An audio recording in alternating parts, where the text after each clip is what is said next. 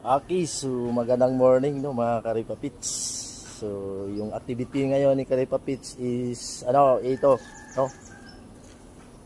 Yan. No, paligo sa kabayong pula ni Karipapits. Yan, no, pinaliguan yung kabayo, no. Kasi potek, no. So tagalinisan, no, mga Karipapits. Yan, no, matagalinisan sa loob kasi daming putik nga, no, mga Karipapits. So yan, no, mga Karipapits, yung pulang kabayo, no, mga Karipapits. So nakita nyo mga Karipapits, itong motor na to is napakaganda siya patakbuhin sa rough road. Then sa rin, no, pang